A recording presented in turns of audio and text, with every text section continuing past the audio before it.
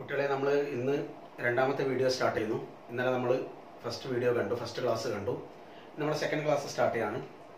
നമ്മൾ ഫസ്റ്റ് വീഡിയോയിൽ നമ്മൾ ഫസ്റ്റ് ക്ലാസ്സിൽ ഇവിടെയാണ് അവസാനിപ്പിച്ചത്. ഇൻക്രീസിങ് ഓർഡർ ഓഫ് എനർജി അവിടെ അവസാനിപ്പിച്ചത് 1s 2s സബ്ഷെൽസിന്റെ ഊർജം കൂടി വരുന്ന ക്രമം. Increasing order of energy 1s 2s 2p 3s 3p 4s 3d. അത് നിങ്ങൾ പാടി പഠിച്ചിട്ടുണ്ടാവും. 1s 2s 2p 3s 3p 4s 3d. 1s 2s 2p 3s 3p 4s 3d എന്ന് പഠിച്ചിട്ടുണ്ടാവും.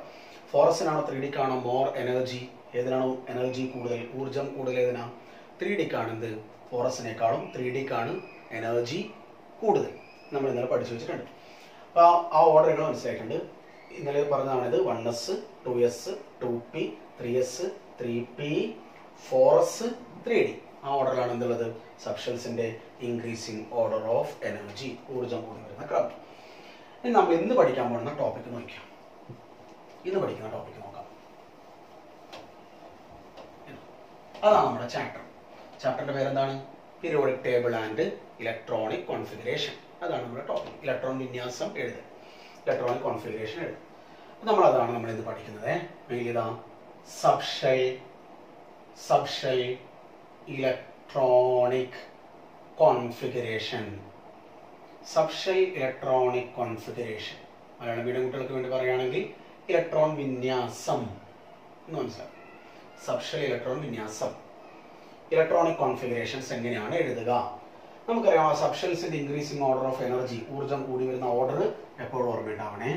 1s 2s 2p 3s 3p 4s 3d.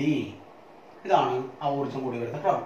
ഇത് നമുക്കറിയാം. ഇത് K ഷെല്ലാണ്, ഇത് രണ്ടും L ഷെല്ലാണ്, ഇത് രണ്ടും എം ഷെല്ലാണ്, ഇത് ഇതും എം ഷെല്ലാണ്, ഇത് എൻ ഷെല്ലാണ്. അങ്ങനെയുള്ളത് ഇതാണ് ഊർജം കൂടി വരുന്ന ഓർഡർ. ഇത് നമ്മൾ എപ്പോഴും മനസ്സിലുണ്ടാവണം. പിന്നെ ഇത് ഓരോ ഷെല്ലിന്റെ ഓർഡറിൽ എഴുതിയാൽ, ഓർഡർ ആക്കി എഴുതി. ഇപ്പൊ എം അപ്പുറം ഓരോ എം അപ്പുറം ഉണ്ടല്ലോ, അത് ഓർഡർ ആക്കി എഴുതാൻ എങ്ങനെ എഴുതാം?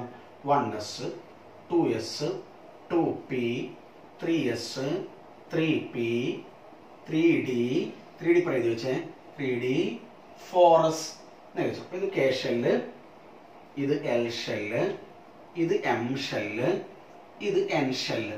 ഓർഡറിലായില്ലേ? ഇത് വായിക്കേണ്ട എങ്ങനെയാണെന്നറിയാം. ഇത് എഴുതുമ്പോൾ ഇങ്ങനെ എഴുതാം, വായിക്കുമ്പോൾ ഓർഡറിൽ വായിക്കണം. ഊർജം എനർജിയുടെ ഓർഡറിൽ വായിക്കണം. 1s 2s 2p 3s 3p 4s 3d എന്ന് വായിക്കണം. 1s 2s 2p 3s 3p 4s 3d എന്ന് വായിക്കണേ. അങ്ങനെയാണ് ഇലക്ട്രോൺസുകൾ പോകുന്നത്. ആദ്യം 1s, പിന്നെ 2s, പിന്നെ 2p, പിന്നെ 3s, പിന്നെ 3p, പിന്നെ 4s, പിന്നെ 3d. എഴുതുമെങ്കിൽ നമ്മൾ ഓർഡറിൽ എഴുതുമെങ്കിലും വായിക്കേണ്ടത് അങ്ങനെയാണെന്ന് ഓർമ്മിച്ചോളാം. 4s കഴിഞ്ഞിട്ട് 3d അങ്ങനെയാണ് വായിക്കേണ്ടത്. അപ്പോൾ അത് ക്ലിയർ ആയിട്ടുണ്ടോ? നമുക്കത് ക്ലിയർ ആയിട്ടുണ്ടോ? ഇനി ഇതാണ് നമ്മൾ പഠിക്കേണ്ടത്, സബ്ഷെൽ ഇലക്ട്രോണിക് കോൺഫിഗറേഷൻ. എൻ്റെ മക്കളെല്ലാം ശ്രദ്ധിക്കുന്നത് വെച്ചാൽ ഈ ഏരിയയിൽ നിന്നാണ് എക്സാമിന് എന്ത് വരിക, ക്വസ്റ്റ്യൻസുകൾ നിങ്ങൾക്ക് വരിക പ്രധാനമായിട്ടും. തുടങ്ങാം നമുക്ക്. ഇതാ ഇപ്പം ഞാൻ ആ ബോക്സിൽ നമുക്ക് ആവശ്യമുള്ള ഞാൻ ഇവിടെ ബോക്സിൽ ഇട്ട് വെക്കാം. 1s 2s 2p 3s 3p 3d 4s. വായിക്കല് 1s 2s 2p 3s 3p 4s 3d എന്ന് വായിക്കണേ. 4s കഴിഞ്ഞിട്ടാണ് 3d വരിക. ഇത് നോക്കിയാൽ നമ്മൾ എഴുതേണ്ടത് ഇലക്ട്രോണിക് കോൺഫിഗറേഷൻ, ഇലക്ട്രോൺ വിന്യാസം എഴുതൽ എങ്ങനെയാണ്. ഞാൻ ആദ്യത്തെ 30 എലമെന്റിന്റെ ഇലക്ട്രോൺ വിന്യാസം, ഇലക്ട്രോണിക് കോൺഫിഗറേഷൻ എങ്ങനെയാണ് എഴുതുക, അതാണ് നമ്മൾ ഇന്ന് പഠിക്കാൻ വേണ്ടി പോകുന്നത്. ആദ്യത്തെ എലമെന്റ് ഹൈഡ്രജൻ, H. ഒന്നാമത്തെ എലമെന്റ് അറ്റോമിക്. നമ്മൾ കഴിഞ്ഞ ക്ലാസ്സിൽ നമ്മൾ എന്ത് പഠിച്ചിട്ടുണ്ട്? 30 ആദ്യത്തെ 30 എലമെന്റ്സിന്റെ 30 മൂലകങ്ങളുടെ അറ്റോമിക് നമ്പർ ജസ്റ്റ് ഓർത്ത് വെച്ചിട്ടുണ്ട്. നിങ്ങൾക്ക് തരും, അറ്റോമിക് നമ്പർ തരും. First element hydrogen, atomic number എല്ലാവർക്കും അറിയാം 1 ആണ്. ഒരു ഇലക്ട്രോണാണ് ഉള്ളത്. ഇലക്ട്രോൺസ് ഇതിലാണ് കയറുക. ഈ സബ്ഷെൽ നമ്മൾ ഞാൻ കഴിഞ്ഞ ക്ലാസ്സിൽ പറഞ്ഞേ, ഇലക്ട്രോൺസ് എവിടെയാണ് ഉള്ളത്? സബ്ഷെല്ലിലാണ് എന്തുള്ളത്? ഇലക്ട്രോൺസ് ഉള്ളത്. ഈ 1sലാണ് ഇലക്ട്രോൺ ഉണ്ടാവുക. ഇലക്ട്രോണിക് കോൺഫിഗറേഷൻ എഴുതാൻ പറഞ്ഞാൽ ഇതാ ഹൈഡ്രജൻ എഴുതാൻ പറഞ്ഞാൽ ഈ 1s എഴുതാം. 1s എത്ര ഇലക്ട്രോൺ ഹൈഡ്രജന്റെ കയ്യിലുള്ളൂ? ഒരു ഇലക്ട്രോണേ ഉള്ളൂ. അത് ഇവിടെ എഴുതാം. പിന്നെ എന്താ വായിക്കേണ്ടത്? 1s1. അത് മലയാളം മീഡിയം ആയാലും ഇംഗ്ലീഷ് മീഡിയം ആയാലും അങ്ങനെ തന്നെ വായിക്കണം. മലയാളം മീഡിയം കുട്ടികൾക്ക് ശ്രദ്ധിക്കണം, അവർക്ക് ഡൗട്ട് ഉണ്ടാവും, ഇത് 1s1 എന്നാണോ വായിക്കുക. അവരങ്ങനെ തന്നെ വായിക്കേണ്ടത് 1s1. 1s1 അതായത് ഈ 1s ഒരു ഇലക്ട്രോൺ ഉണ്ട്. 1s1. ഇത് നോക്കിയതാ കറക്റ്റ് അല്ല, ഇത് ഷെല്ലാണ്. ഇത് ഈ 1 എന്നുള്ളത് ഷെല്ലാണ്, ഇത് സബ് ഷെല്ലാണ്, ഇത് ഇലക്ട്രോൺ ആണ്. അപ്പൊ നോക്കിയ ഷെല്ലിൽ സബ് ഷെല്ലിൽ ഒരു ഇലക്ട്രോൺ. കെ എന്ന് പറയുന്ന കെ 1 എന്നുള്ള കെ ആണെന്നറിയാലോ. കെ എന്ന് പറയുന്ന ഷെല്ലിൽ എസ് എന്ന് പറയുന്ന സബ് ഷെല്ലിൽ 1 ഇലക്ട്രോൺ ഉണ്ട്. 1s1 എന്നാണ് വായിക്കാം. കറക്റ്റ് ആയില്ലേ? ഇനി അടുത്ത എലമെന്റ് ഏതാ? Helium. Second element helium. Atomic number എത്രയാ? 2 അറ്റോമിക് നമ്പർ. ഇലക്ട്രോണിക് കോൺഫിഗറേഷൻ എഴുതാൻ പറഞ്ഞാൽ 1s2 എന്ന് വായിക്കേണ്ടത്. 2 ഇലക്ട്രോൺ. നമുക്ക് പിന്നെ അറിയുന്ന ഒരു കാര്യമാണ്, എസിൽ മാക്സിമം ഒക്കുപ്പൈ ചെയ്ത ഇലക്ട്രോൺ എത്രയാ? 2.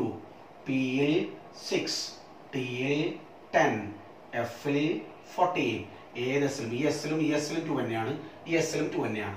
ഈ പിയിലും 6 ആണ്, ഈ ഡിയിൽ 10 ആണ്, ഈ എസിലും 2 ആണ് എന്ന് ഓർമ്മിക്കണേ. നമുക്ക് ഇത്രേ വേണ്ടു മാക്സിമം. ഈ കറക്റ്റ് ഓർമ്മയുണ്ടാവണം. ഓക്കെ. അടുത്ത ഇലക്ട്രോണിക്, ഇതാണ് എഴുതാൻ പഠിക്കേണ്ടത്. മൂന്നാമത്തെ എലമെന്റ് ഏതാ? Lithium. Atomic number 3 lithium. Electronic configuration എഴുതാൻ പറഞ്ഞാൽ എങ്ങനെ എഴുതാം?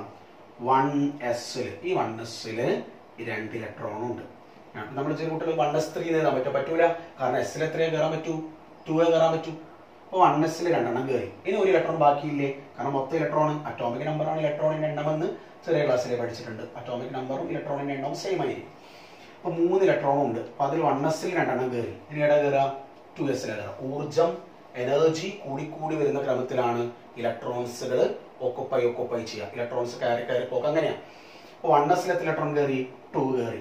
ഒരു ഇലക്ട്രോൺ ബാക്കി ഉണ്ടല്ലോ, അത് ഇവിടെ കയറും. Next 2s1. അതെന്താ വായിക്കേണ്ടത്? 1s2 2s1. 1s2 2s. ഇതൊക്കെ കണ്ടിന്യൂസ് ഇങ്ങനെ എഴുതി പോകാം. നാലാമത്തെ എലമെന്റ് ഏതാ? ബെറിലിയം. Atomic number 4. ഈ ഇലക്ട്രോണിക് കോൺഫിഗറേഷൻ എങ്ങനെ എഴുതാം? ഇലക്ട്രോൺ വിന്യാസം 1s2 2s2. 1s2 2s2. Atomic number 5. അഞ്ചാമത്തെ ആളാരാ? Boron. Atomic number 5. Electronic configuration എന്ന് പറഞ്ഞാൽ എങ്ങനെ എഴുതാം? 1s2 2s2. ഒരു ഇലക്ട്രോൺ ബാക്കിയില്ലേ, അത് എവിടെ കയറണം? 1s കയറി 2 ആള്, 2s കയറി 2 ആള്, 2p എത്ര വരെ കയറാം? 6 ആൾക്ക് വരെ കയറാം. ഇവിടെ എത്ര ആളെ ബാക്കിയുള്ളൂ? ഒരാളെ ബാക്കിയുള്ളൂ. 2 4 5 അല്ലേ? അപ്പൊ 1s2 2s2 2p1 എന്നാണ് വായിക്കുക. 1s2 2s2 2p1. നോക്കിയേ, കെ ഷെല്ലിൽ 2 ഇലക്ട്രോൺ, എൽ ഷെല്ലിൽ 3. ഇത് രണ്ടും എൽ ഷെല്ലാണല്ലോ. എൽ ഷെല്ലിൽ 3 ഇലക്ട്രോൺസ്. അങ്ങനെയാണ് മനസ്സിലാക്കേണ്ടത്. ഇനി അറ്റോമിക് നമ്പർ 6 തന്നു. Carbon. Atomic number 6. Electronic configuration എങ്ങനെ എഴുതാം? 1s2 2s2 2p. 1s2 2s2 2p. എത്ര ബാക്കിയുണ്ട്? ഇനി 2 2 4 ഇനി 2 ബാക്കിയുണ്ടല്ലോ. ഇവിടെ 2.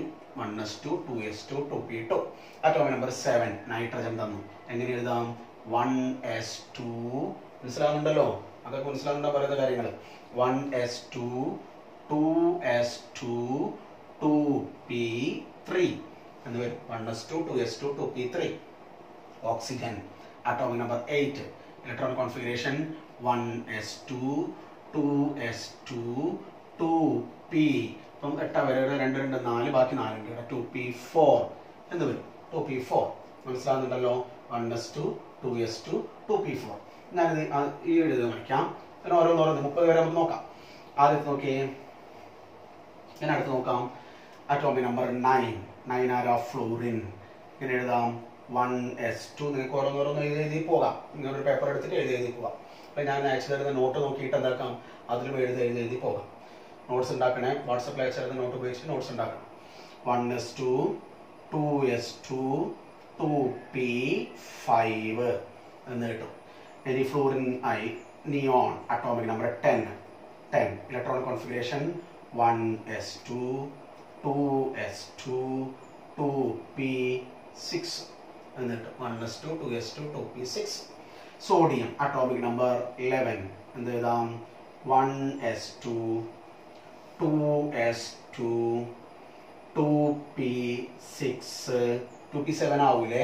കാരണം പിയിൽ എത്ര കയറും? മാക്സിമം 6. 2p6. ഇനി ഒന്ന് ബാക്കിയില്ലേ? കാരണം 6 2 8 2 10 എത്രയല്ലേ? 11 നമ്പർ. അടുത്തത് ഏതാണ്? 2p കഴിഞ്ഞാൽ 3s. 3s1. എളുപ്പമാണ് ഇങ്ങനെ എഴുതി പോയാൽ കണ്ടു. 3s1. ഇനി അടുത്ത് ഏതാ? മഗ്നീഷ്യം. അറ്റോമിക് നമ്പർ എത്രയാ? 12. എങ്ങനെ എഴുതാം? 1s2 2s2 2p6 എത്രയായി 10 രണ്ടെണ്ണം ബാക്കിയില്ലേ 3sൽ മാക്സിമം എത്ര കയറാം രണ്ടാണ് 6 2 8 2 10 3sൽ എത്ര കയറാം രണ്ടാക്ക് കയറാം 3s2 മാഗ്നീഷ്യം 12 ആയില്ലേ ഡൗട്ട് ഇല്ലല്ലോ എന്ന് നോക്കി അടുത്ത ആള് ഞാൻ 12 മഗ്നീഷ്യം ഞാൻ കുറച്ച് അങ്ങോട്ട് പറയാം ക്ലോറിൻ ബാക്കിയെല്ലാം എഴുതിയാൽ മഗ്നീഷ്യം എഴുതാൻ നിങ്ങൾ അലുമിനിയം എഴുതി നോക്കണം സിലിക്കൺ എഴുതി നോക്കണം ഫോസ്ഫറസ് എഴുതി നോക്കണം സൾഫർ എഴുതി നോക്കണം ഇതൊക്കെ കണ്ടിന്യൂസ് ആയിട്ട് ഞാൻ തരുന്ന നോട്ട് നോക്കിയിട്ട് എഴുതാം ക്ലോറിൻ 17 ആണ് നമ്പർ എങ്ങനെ എഴുതാം 1s2 2s2 2pയിൽ 6 കയറും 2p6 എണ്ണി നോക്കാം 6 2 8 2 10 17 വേണം അടുത്തേതാ 3sൽ മാക്സിമം എത്ര കയറാം 2 3s2 6 2 8 2 10 12 ആയി പിന്നെ എത്ര ബാക്കിയുണ്ട് 17 വേണം 3s2 6ഉം 2 8ഉം 2 10ഉം 12 പിന്നെ അടുത്തേതാണ് സെക്ഷനിൽ 3p വന്നു അപ്പോൾ അവിടെ എത്ര വരും 12ഉം ഇനി 17 ആവണമെങ്കിൽ 3p5 എന്ന് വരും നോക്കി നിങ്ങൾ 6 2 8ഉം 10ഉം 15ഉം 17 ആയല്ലോ 6ഉം 2ഉം 8ഉം 10ഉം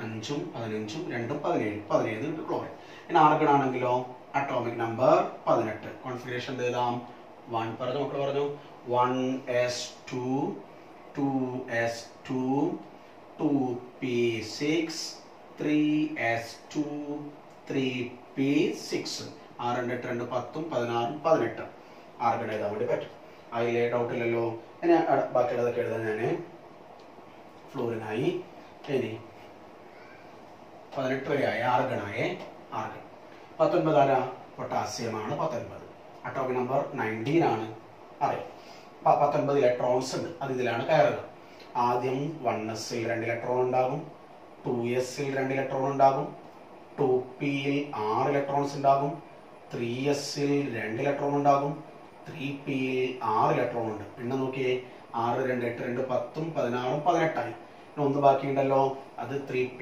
കഴിഞ്ഞാൽ ശ്രദ്ധിക്കണേ ഇതിനെ ശ്രദ്ധിക്കണം 1s 2s 2p 3s 3p ഇത് 3Dയിലാണോ അല്ല എവിടെ കയറാം 4sലെ കയറാം കാരണം എനർജിയുടെ ഓർഡറിനനുസരിച്ചിട്ടാണ് ഇലക്ട്രോൺസ് ഫില്ലിംഗ് ആവുക ആദ്യം എനർജി കുറഞ്ഞത് 1sന് പിന്നെ എനർജിയുടെ order ഓർമ്മിച്ചില്ലേ 1s 2s 2p 3s 3p 4s 3D ആണ് 4sനേക്കാളും ഊർജ്ജം കൂടുതൽ എനർജി കൂടുതലാണ് ആർക്ക് 3Dക്ക് അപ്പൊ ആദ്യം കയറുക 1s പിന്നെ 2s പിന്നെ 2p പിന്നെ 3s പിന്നെ 3p പിന്നീട് കയറുക 4s പിന്നെ 3D അപ്പൊ ഈ സാധനത്തിൽ ഏതിലില്ല 3Dയിൽ എന്തില്ല ഇലക്ട്രോൺസ് ഇല്ല അപ്പൊ 3D അവിടെ എഴുതേണ്ട ആവശ്യമില്ല 3Dയിൽ ഇലക്ട്രോൺ ഇല്ലല്ലോ കാരണം 1s ഫിൽ ചെയ്ത് 2s ഫിൽ ചെയ്ത് 2p ആയി 3s ആയി 3p ആയി 3D കയറുന്നതിന് മുന്നേ എവിടെ കയറണം 4sൽ കയറണം അപ്പൊ 3D അവിടെ എഴുതണ്ട 4s എന്ന് മാത്രം എഴുതാം 4s 1 എന്ന് എഴുതാം അതാണ് പൊട്ടാസ്യത്തിന്റെ ഇലക്ട്രോണിക് കോൺഫിഗറേഷൻ ഇലക്ട്രോൺ വിന്യാസം ഇനി 20 ആരാ കാൽഷ്യം അറ്റോമിക് നമ്പർ 20 എങ്ങനെ എഴുതണം 1s2 2s2 2p6 3s2 3p6 4 ഇനി ഞാൻ പറഞ്ഞില്ല എത്രയായിപ്പം 6 2 8ഉം 10ഉം 16ഉം 18 കഴിഞ്ഞു 20 നമ്പർ ഇനി രണ്ടെണ്ണം ബാക്കിയുണ്ട് ഇതിൽ കയറി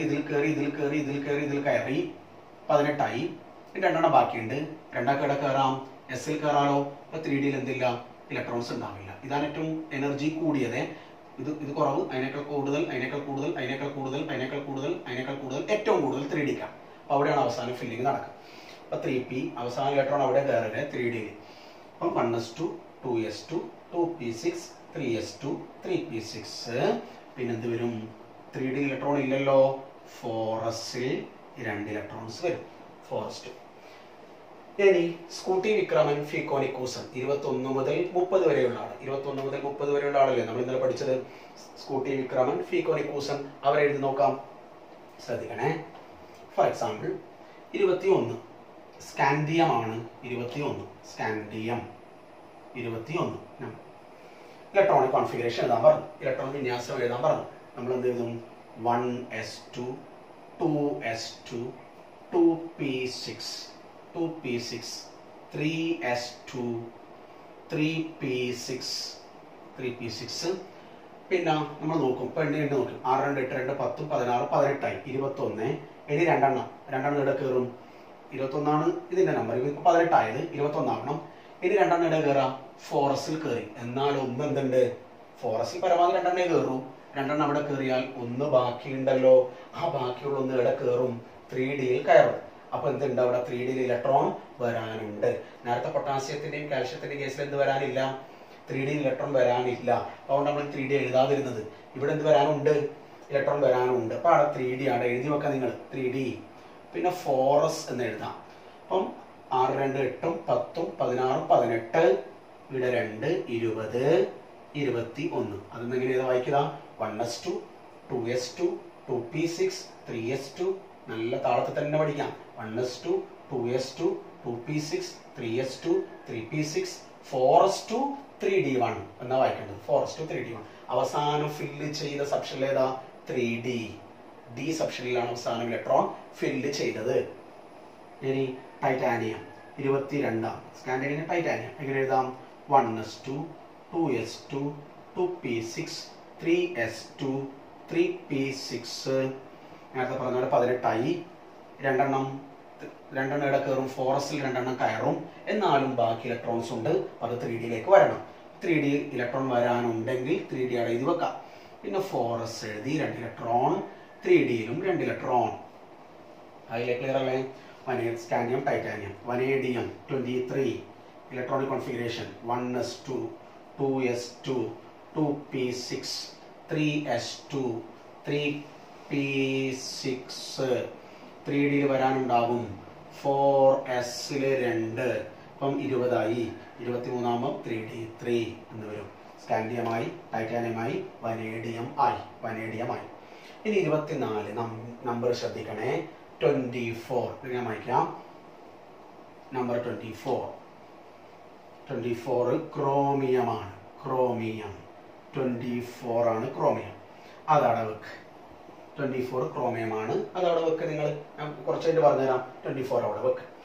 ഇനി 25 വരാം. Scandium titanium vanadium chromium manganese 25. Manganese ആണ് നമ്പർ. കോൺഫിഗറേഷൻ ഇതവിടെ വെച്ചിട്ടുണ്ട്. എഴുതാം. 25. എന്ത് configuration? 1s2 2s2 2p6 3s2 3p6. 3Dയിൽ വരാനുണ്ട്. ഫോറസ്റ്റിൽ 2. 3Dയിൽ അവസാനം ഫില്ല് ചെയ്ത് എത്രയാണ്? 20 ആയി. 5 ആവുമ്പോൾ ഇവിടെ 5 എന്ന് വരും. വായിക്കല് 1s2 2s2 2p6 3s2 3p6 4s2 3d5 എന്ന് വായിക്കും. മാംഗനീസ്. അടുത്തത് 26. 30 എലമെന്റ്സ് ആണ് വേണ്ടത്. ഒരു 10ാം ക്ലാസ് കുട്ടിയെ സംബന്ധിച്ചിടത്തോളം, 10th പഠിക്കുന്ന ഒരു കുട്ടിയെ സംബന്ധിച്ചിടത്തോളം മാക്സിമം 30 എലമെന്റ്സേ വേണ്ടു. Iron 26. 1s2 2s2 2p6 3s2 3p6. 3Dയിൽ വരാനുണ്ട്. അവസാനം ഫില്ല് ചെയ്യൂ. ഫോറസ്റ്റിൽ 2. പിന്നെ അവസാനം 3 ബാക്കി 6. ഇതാണ് അയണിന്റെ കോൺഫിഗറേഷൻ വരാം. അയൺ. അടുത്തത് 27 കോബാൾട്ട്. 27 കോൺഫിഗറേഷൻ എഴുതാം. 1s2 2s2 2p6 3s2 3p6 3d 4s. ഇടയിൽ കോമ എങ്ങനെ ഒന്നും ഇടണ്ടേ? എങ്ങനെ ഇത് പോയാൽ മതി കേട്ടോ. 4s2 3Dയിൽ എത്ര വരും? 27. 7 വരും. 7 ആയല്ലോ. 25 26 27. ഇനി 28 നോക്കാം. 28 എല്ലാം ഇതേപോലെ എഴുതി പഠിക്കേ. 28 28. 28 ആരാണ്? നിക്കൽ. 28 കോൺഫിഗറേഷൻ എഴുതിയാൽ 1s2 2s2 2p6 3s2 3p6 3d 4s2 3d8 എന്നിട്ട് 4s2 3d8. അടുത്ത ആരാണ്? കോപ്പർ ആണ്. Atomic number 29. കോപ്പർ. അതിതാ കോപ്പർ 29. അതവിടെ ഞാൻ വെച്ചു. എഴുതുന്നില്ലേ? അടവെക്ക് 29. ഇത് രണ്ടെണ്ണം അവിടെ ബാക്കി വെച്ചിട്ടുണ്ടേ. എഴുതിപ്പോ. സിങ്ക് 30. Last element. നമുക്ക് ആവശ്യമുള്ള ലാസ്റ്റ് എലമെന്റ് 30 ആണ്. സിങ്ക്. ഇലക്ട്രോണിക് കോൺഫിഗറേഷൻ ഇലക്ട്രോൺ വിന്യാസം 1s2 2s2 2p6 3s2 3p6 3D electron വരാനുണ്ട്. അവിടെ വെക്ക് 4s-ൽ 2, 3D-ൽ 10, 30 30 എലമെന്റ്സ് ആയി. നോക്കിയേ 6 2 2 10 16 18 20 10 30 ഇലക്ട്രോൺസുകൾ ഉണ്ടാവും. 30 എലമെന്റ്സ് ആയി. അപ്പൊ നിങ്ങൾക്ക് 1 മുതൽ 30 വരെയുള്ള എലമെന്റ്സിന്റെ ഇലക്ട്രോണിക് കോൺഫിഗറേഷൻസ് എങ്ങനെയാണ് എഴുതുക എന്ന് നിങ്ങൾ കറക്റ്റ് ഓർത്ത് വെച്ചിട്ടുണ്ടാവും. ഇത് വേണമെങ്കിൽ വീഡിയോ ബാക്കോട്ടൊക്കെ നോക്കിയിട്ട് നിങ്ങൾ എന്താക്കാം, ഡൗട്ടുള്ളതൊക്കെ എന്നോട് ചോദിക്കാം, എഴുതി പഠിക്കാം, അങ്ങനെയൊക്കെ ചെയ്യാം. ഇതിനോട് 2 എണ്ണം ബാക്കിയുണ്ട്. ഒന്നാല് ക്രോമിയവും കോപ്പറും. ഈ 2 എണ്ണത്തിനും ഒരു സ്പെഷ്യൽ എന്തുണ്ട്, കോൺഫിഗറേഷൻ ആണ് ഇവർക്കുള്ളത്. ചെറിയൊരു ചേഞ്ച് ഉണ്ട്, പെക്യുലാരിറ്റി ഉണ്ട്, ചെറിയൊരു വ്യത്യാസമുണ്ട്. അത് എക്സാമിന് ചോദിക്കും. ഈ വർഷത്തെ 2020 മാർച്ച് കഴിഞ്ഞ മാർച്ചിലെ SSLC പരീക്ഷയ്ക്കും ഈ ക്വസ്റ്റ്യൻ ചോദിച്ചു. ക്രോമിയത്തിന്റെയും കോപ്പറിന്റെയും subshell electronic configurations very important one ആണ്, ശ്രദ്ധിക്കണം. അത് നമുക്ക് എഴുതാം. ഇതൊക്കെ വായിക്കാം. ക്രോമിയത്തിന്റെയും കോപ്പറിന്റെയും ഇലക്ട്രോണിക് കോൺഫിഗറേഷൻസ് ചെയ്ത് നോക്കാം. ക്രോമിയം 24 ആണ് നമ്പർ. ഇതുകൂടി നമ്മുടെ ക്ലാസ്സിന് ഈ ഒരു ക്ലാസ് അവസാനിക്കും. അടുത്ത ക്ലാസ് നമുക്ക് മറ്റൊരു ക്ലാസ് നമുക്ക് വീണ്ടും അടുത്ത വിഷയം ചർച്ച ചെയ്യും. ക്രോമിയം കോപ്പർ നോക്കാം. ഇതിനെന്തുണ്ട്, പെക്യുലാരിറ്റി, ഇതിന് പ്രത്യേകതയുണ്ട്, ചെറിയൊരു ചേഞ്ച് ഉണ്ട്. ഇപ്പൊ പറഞ്ഞ പോലെയല്ല, ചെറിയൊരു മാറ്റം. ഒന്ന് ശ്രദ്ധിക്കണേ. നമ്മൾ എന്താ കോൺഫിഗറേഷൻ, ക്രോമിയത്തിന് നമ്പർ 24. എങ്ങനെ എഴുതാം? 1 നോർമലി 1s, സാധാരണ രീതിയിൽ എങ്ങനെ എഴുതാം നോക്കാം. 1s2, 2s2, 2p6, 3s2, 3p6, 3D വരാനുണ്ടാകും. 3D ആണ് എഴുതി വെച്ചു. 4s2, 3d4 എന്ന് എഴുതി വെക്കും. ഇങ്ങനെ നമ്മൾ നോർമലി ഏത് കുട്ടി ഇങ്ങനെയാണ് എഴുതി പോവാം. പക്ഷെ ഇത് തെറ്റാണ്, ഇങ്ങനെ എഴുതാൻ പാടില്ല. അത് കറക്റ്റ് അല്ല. കറക്റ്റ് കോൺഫിഗറേഷൻ എന്താ നോക്കാം. ഇങ്ങനെയാണ് എഴുതേണ്ടത്. ചെറിയ change. 1s2, 2s2, 2p6, 3s2, 3p6, 3d, 4s1, 3d5. ഇവിടെയാണ് ചേഞ്ച്. 4s1, 3d5. ഇതാണ് കറക്റ്റ് കോൺഫിഗറേഷൻ. 4s1, 3d5. അതെന്തുകൊണ്ടാണെന്ന് പറയാം. അതേപോലെ തന്നെ കോപ്പറിന്റെ കേസ് നോക്കാം. നോർമലി നമ്മൾ എങ്ങനെ എഴുതാം? 1s2. ഈ രണ്ടിലെയും നിങ്ങൾക്ക് 10ാം ക്ലാസ് കുട്ടിയെ സംബന്ധിച്ചിടത്തോളം ഈ 2 എലമെന്റിൽ മാത്രമേ ചേഞ്ച് ഉള്ളൂ. അതത് കറക്റ്റ് മനസ്സിലാക്കിയാൽ മതി. ബാക്കി കുറെ മറ്റു എലമെന്റുകളൊക്കെ ഉണ്ട്. നമുക്ക് ഈ 2 ആദ്യത്തെ 30 എലമെന്റുകളിൽ ഈ 2 എണ്ണം മാത്രമാണ് ചെറിയൊരു ചേഞ്ച് ഉള്ളത്. അതങ്ങ് മനസ്സിലാക്കിയാൽ മതി.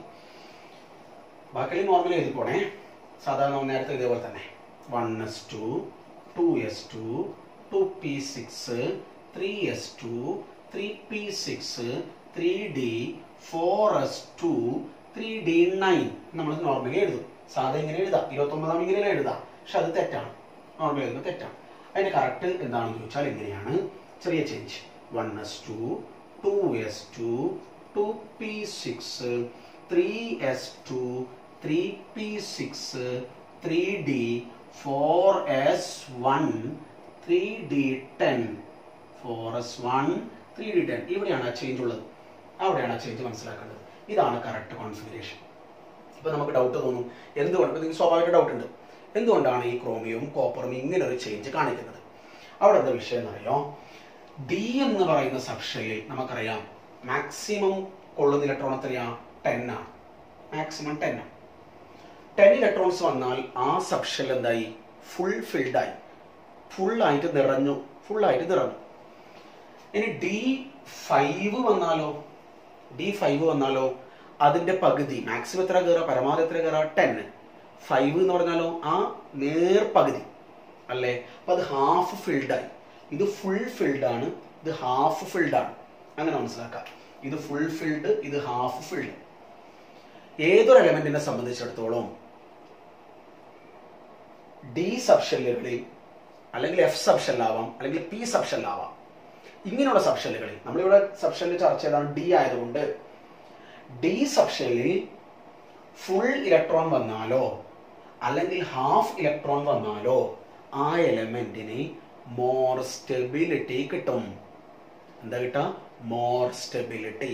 അപ്പൊ മോർ സ്റ്റെബിലിറ്റി കിട്ടാൻ വേണ്ടിയാണ് ക്രോമിയവും കോപ്പറും ഈ ഒരു ചേഞ്ച് വരുത്തിയിരിക്കുന്നത്. ക്രോമിയത്തിന്റെ കേസിൽ എന്താണ്? ഈ 2 ഇലക്ട്രോണിൽ 1 ഇയാൾക്ക് കൊടുക്കും. 1 ഇയാൾക്ക് കൊടുത്താൽ ഇവിടെ 1ഉം ഇവിടെ 5ഉം ആയി. അപ്പൊ ഡി എന്തായി മാറി? ഹാഫ് ഫിൽഡായി മാറി. കോപ്പറിന്റെ കേസിലോ 1 ഇലക്ട്രോൺ ഇങ്ങോട്ട് കൊടുത്താൽ ഡിയിൽ എന്തായി? 10 ഇലക്ട്രോൺ ആയി. അപ്പൊ ഇതെന്തായി മാറി? ഫുൾ ഫിൽഡായി. ഹാഫ് ഫിൽഡ് ആയാലോ ഫുൾഫിൽഡ് ആയാലോ ആ എലമെന്റിന് എന്ത് കിട്ടും? കൂടുതൽ സ്റ്റെബിലിറ്റി കിട്ടും. ക്രോമിയത്തിന് ഹാഫ് ഫിൽഡ് ആയി, കോപ്പറിന് ഫുൾഫിൽഡ് ആയി. അപ്പൊ ക്രോമിയവും കോപ്പറും ഈ കോൺഫിഗറേഷൻസിലാണ് എന്ത് കാണിക്കുക? കൂടുതൽ സ്റ്റെബിലിറ്റി കാണിക്കുക. അപ്പൊ കൂടുതൽ സ്റ്റെബിലിറ്റി കിട്ടാൻ വേണ്ടിയാണ് ക്രോമിയവും കോപ്പറും ഈ ഒരു ചെറിയൊരു ചേഞ്ച് വരുത്തുന്നത്. അതെപ്പോഴും ഓർമ്മിക്കണം.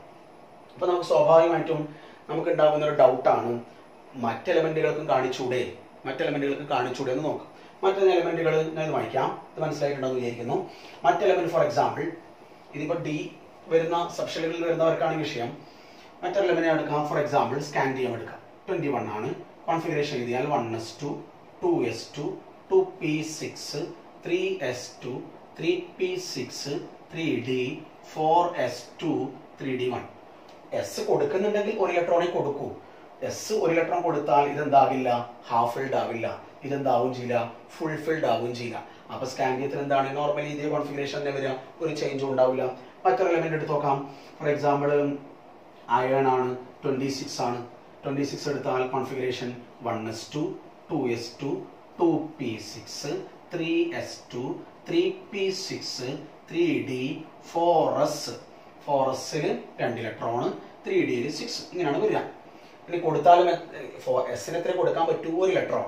ഈ 4sൽ നിന്നും 1 ഇലക്ട്രോൺ 3dക്ക് കൊടുത്താൽ എത്രയാകൂ? 7 ആകൂ. അപ്പൊ എന്താവൂല? ഫുൾഫിൽഡ് ആവില്ല അത്.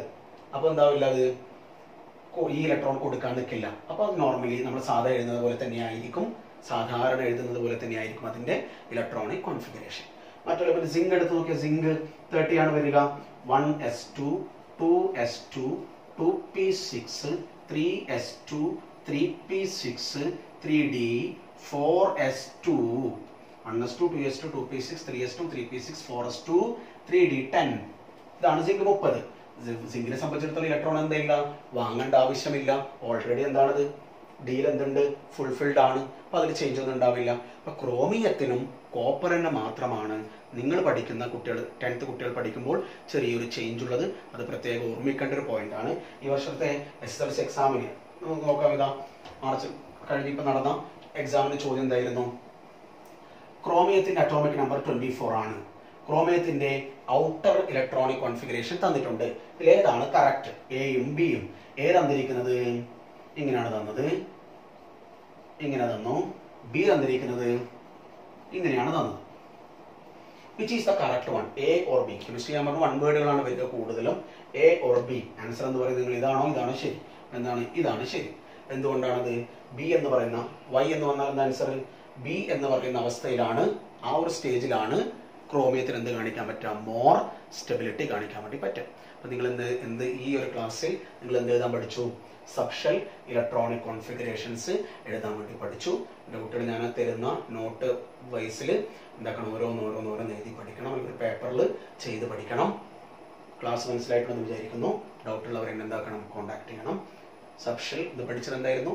Subshell electronic configuration. നമ്മളെ 2nd ക്ലാസ് അവസാനിക്കുന്നു. ഇതും കൂടി പഠിച്ചു കഴിഞ്ഞാൽ അടുത്ത 3rd ക്ലാസ്സിലേക്ക് പോകാം. ബാക്കി നമുക്ക് നെക്സ്റ്റ് ക്ലാസ്സിൽ ചർച്ച ചെയ്യാം. Okay, thank you.